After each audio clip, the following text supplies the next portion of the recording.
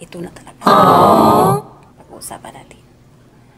So, ngayon kapagawa tayo ng ating long video about sa ating content monetization tools. So, alam nyo guys, nagulat lang talaga ako nung pagtingin ko sa aking page na, uy, sign up. Nagkaroon ako ng content monetization tools. So, nagulat ako kung bakit. 1.7k followers lang ako. Saka yung mga views ng aking mga video or reels, hindi masyadong kalakihan. Mayroon man akong mga 1,000 o mas higit pa. Pero, nag-explore ako ng ibang content sa pag-tutorial at nagbibigay ng tips. Medyo mababa lang konti ang mga views ko doon. Pinagpatuloy ko yun. Gusto ko makapagbigay ng mga tips na i-inspire ako at nagagamit ko rin ito sa aking content. Nagugulat lang ako kasi, wow, 1.0.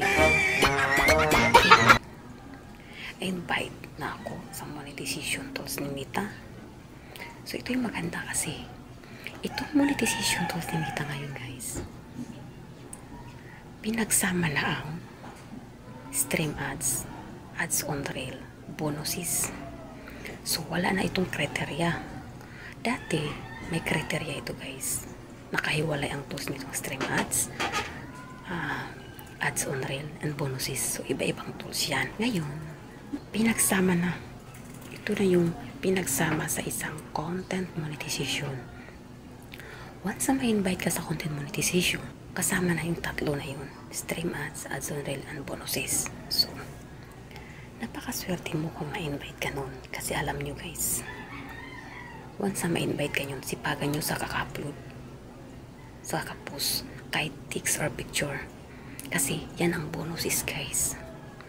Mababa man ang views pa sa inyong mga reels o video, puro kikita rin kayo sa inyong bonuses. Kasi ang picture at saka text, yun sa bonuses yun magkasama yun. So, sa lahat ng mga baguhan, o sa mga na-invite ngayon, so sipagan nyo ang pag-upload, pagpo-post ng picture or text. Kasi kapag nakasit up na kayo, mag-earnings lahat yan. So makikita nyo na lahat ng inyong earnings dyan. So, sa mga hindi pa naman guys, gulang. Ang importante talaga kung bakit ma-invite ka ng maaga. Gumawa ka ng video na original. Yung mismo galing sa iyong cellphone, mukha mo na nakaharap na nagsasalita. So, kapag ikaw na-invite na sa ganitong tools, iwasan mo mag-post ng mga hindi sa'yo galing mismo. Kasi, ngayon, 1 year na ang demonetize sa account. Once na lumapag ka sa community standard ni Facebook, ma-demonetize ang account mo. So, pwede ma-demonetize yung account mo. Ang gagawin mo, upload ka ng upload sarili mo. Sarili mong video.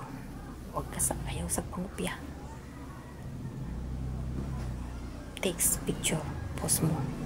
Kasi bonuses na yan. Pinaka-importante ngayon. Pag nakasit up ka na yan, magsasahod ka na yan buwan-buwan. Kasi maraming nangarap na ma-invite sa ganitong tools. Pero, bago ka ma-invite nito, ililiti siya ni Facebook. Ayun, basta-basta na ay invite kit ka na. Hindi yun. Tinitingnan kung wala kang violation o wala kang na-post na labag sa against community standard ni Facebook. Ganyan yun guys. Kasi maniwala kayo. Mag-post kayo ng original video nyo. Mismo galing sa inyong camera. Maniwala kayo yan. Mabilis kayo ma-invite.